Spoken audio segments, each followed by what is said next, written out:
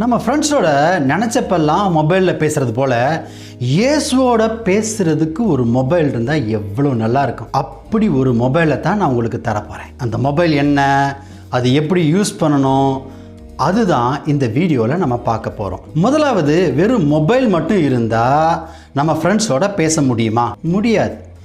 ஏன்னா அதுக்கு சிம் வேணும். சிம் இல்லாமல் மொபைலை நம்ம யூஸ் பண்ண முடியாது.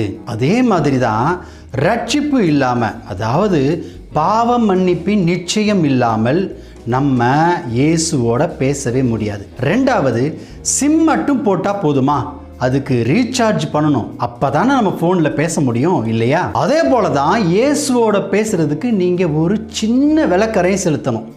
அது என்னன்னா, இயேசுவுக்கு கீழ்ப்படியணும். இயேசுவுக்கு கீழ்ப்படியாமல் அவர் பேசுகிறத நீங்கள் கேட்கவே முடியாது. மூணாவது, நம்ம ஃபோன் பேசுகிறதுக்கு டவர் ரேஞ்சில் இருக்கணும். டவர் இல்லாத இடத்துல இருந்தால் நீங்கள் எவ்வளோ ட்ரை பண்ணாலும் ஃபோன் பேச முடியாது. அதே மாதிரி தான் ஆண்டவருடைய சித்தத்தின்படி வாழாமல் உங்கள் இஷ்டப்படி வாழ்ந்தீங்கன்னா ஆண்டவரோட உங்கள் காலு கனெக்டே ஆகாது. நாலாவது, ஃபோன் பேசுகிறதுக்கு பேட்டரியில் சார்ஜ் இருக்கணும்.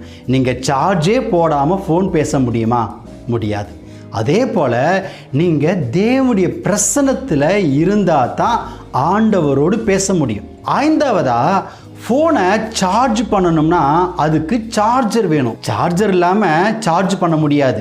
அதே மாதிரி தான் பரிசுத்த ஆவியானவர் இல்லாமல் நீங்கள் தேவ பிரசன்னத்தில் இருக்க முடியாது.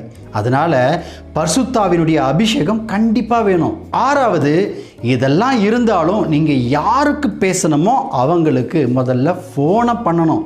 அப்போ தான் பேச முடியும். அதே போல் நீங்கள் தினமும் ஜெபிக்கணும். அப்போ தான் ஆண்டவர் உங்களோடு பேசுவார். ஏழாவது, நீங்கள் ஒருத்தருக்கு ஃபோன் பண்ணணும்னா அவங்க ஃபோன் நம்பர் உங்ககிட்ட இருக்கணும்ல. ஃபோன் நம்பரே இல்லாமல் ஃபோன் பண்ணி பேச முடியுமா? முடியாதுல்ல. அவருடைய நம்பர் என்னன்னு தெரியுமா? அதாங்க வேத வசனம். நீங்கள் ஜெபிக்கும்போது வசனத்தை சொல்லி அதன்படி ஆண்டவர்கிட்ட ஜெபிக்கணும். அதுக்கு நீங்கள் வேத வசனத்தை தினமும் வாசிக்கணும். இதெல்லாம் நீங்கள் செஞ்சீங்கன்னா ஆண்டவர் உங்களோடு நிச்சயமாக பேசுவார். அதெல்லாம் சரி, ஏதோ ஆண்டவரோட பேசுறதுக்கு ஸ்பெஷல் மொபைல்லாம் தரேன்னு சொன்னீங்களே, அது எங்கன்னு கேட்குறீங்களா? அட, இன்னுமா தெரியல? நீங்க தாங்க அந்த மொபைலு. ஹலோ, என்ன அதுக்குள்ள போயிட்டீங்க? என்னது, அதுக்குள்ள ஆண்டவர் பேச ஆரம்பிச்சாரா? அவசரத்தில் சேனலை மறந்தாலும் மறந்துடுவீங்க. மறக்காம இருக்க சப்ஸ்கிரைப் பண்ணிட்டு போங்க.